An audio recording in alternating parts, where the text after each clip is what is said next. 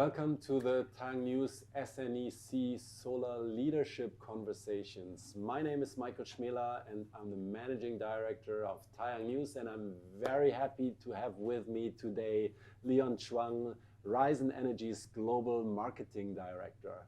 Leon, Ryzen was the first adapter of G12 wafer format. It has been a strong advocate of very large wafers.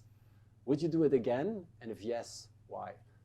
Yeah, at that time it was a long story, but in the end of 2019, we started to decided to make our G12 sales become our main product, because we want to have a lot of more shipment, the global share about this wafer, about this kind of size of wafer. And we try to make ourselves like the watts is bigger, the power output is bigger, and the market share is bigger. Will become our strategy. So we focus on that, and we still have. I think last year we have 85% of the G12 shipment out to the global market. Okay, yeah. And so when you look at your total production, so how much is G12 now? Now it's like 85 to 90% now. Only like 5 to 10% is like the other sizes. So that means that's the way to go for you now. Yeah, for now. Okay, and so what we've seen is also that one of your allies in this G12 consortiums, there were a few other companies, or a number of other companies, yeah, also pushing that. And they've just launched a sort of hybrid product, a 182 by 210 millimeter wafer, to simply enable compatibility with the 182 product. And from your point of view, does that make sense? Yeah. Yesterday I had a speech and I mentioned about this part. It's called Rectangle Project. Yeah, every cell companies, every module company will have their own size about rectangle cells. Not only, you mentioned about China, I think. Yeah, not only about China, as well as Ryzen and the other companies.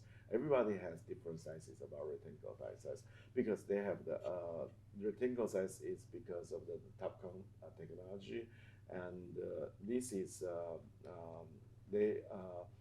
different sizes have a different advantage to themselves. So for my company, I cannot say the size right now, but I can say we choose that kind of rectangle size because we have the advantage on that size. So I think this is nothing big deal, but for TOPCon technology coming up, generation right now, so everybody will have a little bit time period that they have a different sizes of the rectangle size. Yeah. But in the end, the idea is to make life easier for the customer, also that the customer can have basically a standardized module size, or? Yeah, I think we try to get this and to align all the sizes. You have different sales sizes, right? But then you want to have the standard size of the module size.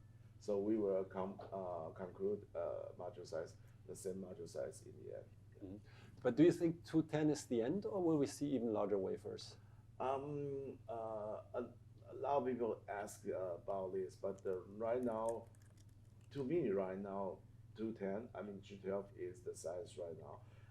A lot of people say it's maybe bigger than this, and maybe M10, but I think, well, these two kind of size will exist for a period of time, like 1 to maybe 3 years at least. Yeah. Okay, so let's talk a little bit about cell technology. So Ryzen was one of the very few tier 1 or top companies actually that has been pushing HJT technology from the start. With while the bulk of the market is now moving towards TOPCon, do you still believe this is the right focus? Yeah, we still believe that the HJT is our main focus. We still promote our hyper ion the HJT module of our company. We still promote this a lot, mostly. But right now, also, Ryzen has our own technology about TOPCon. We have like a 6 gigawatts about TOPCon technology because we had a lot of per manufacture machines.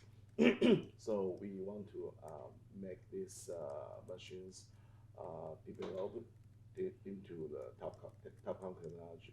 So this is like a lot of people are saying that this is a post PERT period of time. They say after PERT, you don't know which technology you're choosing. Will be a little bit mess, but we believe and after PERT, we will have the TOPCon, and we still focus on HJT. So that means how much of your PERT capacity has been already turned into TOPCon? Compared to right now, the plan is we will have 15 gigawatts about the HJT technology, and we will have 6 gigawatts about the TOPCon, and the rest of them are PERT. How much is PERT then still? Maybe 6. Yeah. That's by the end of the year, or end of this year. So you will have 15 gigawatts HJT capacity end of the year. End of this year. Okay. So that means so HJT will play still the leading role for you. Trying to. And about you mentioned about most of the company are choosing the TOPCon technology. I think Ryzen is having different ways because only that company is choosing only one TOPCon technology. I mean G12. And most of the other companies we are having like a HJT and TOPCon. Just Ryzen is a little bit different. We choose HJT as more as possible. Yeah, this is our different strategy. Yeah. Okay. And what's your experience? So I think HJT meant a lot of new technology, and usually things take longer than expected when one ramps things up, and usually there are more challenges. So if you look back at the introduction process, the ramp up process. So what were the biggest challenges you had to master? Yeah, I think the challenge is maybe most of the people are having is the first thing is the technology things that we are lucky we have the Dr. Yang Po Yang. He's very smart. He's probably the #1 guy is in this HJT field. So he has contributed a lot of things for Ryzen to make the HJT process a lot. Like right now, we are having the first pilot round about the big mega gigawatt quantity mass production, and the average efficiency is 25.6 right now. So it's really good though. Now this is the first challenge. I think technology part we have Dr. Yang. The second part, I think the most difficult one everybody is facing is the budget, because the machine is very expensive. So you need to have a very good negotiate skill to talk about this with the other machine companies. Yeah, we are kind of lucky.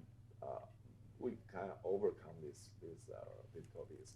So in maybe let's say 2023 and in the rest of 2023 and 2024, we will show some HJT technology to everybody. Yeah. And so when we talk about costs then in the end a little bit, because of course if you have to spend quite some capex in the beginning, that also translates into production costs somewhat, at least for the first few years.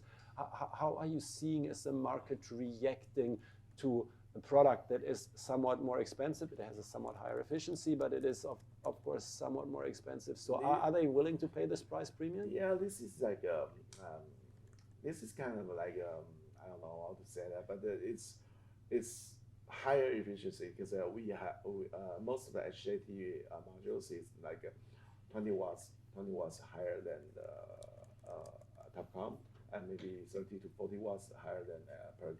So I don't know if you want to buy a higher watt. So I don't know, but most of the customers for like new buy customers, like let's say Southeast Asia or maybe South American people.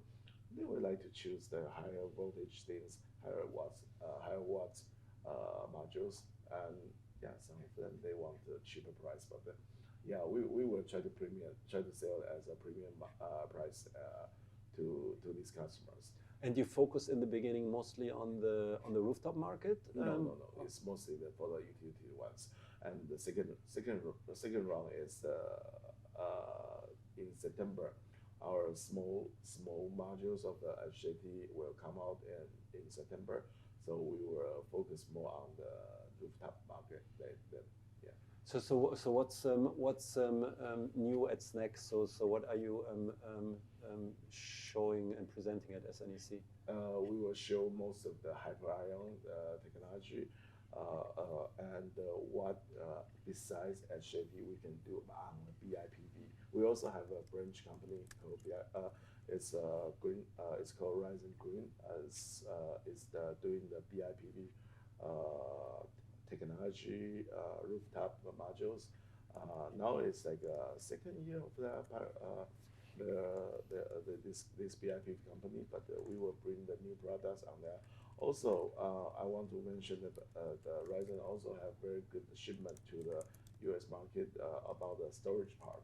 So we will also announce the new product on the storage company as well.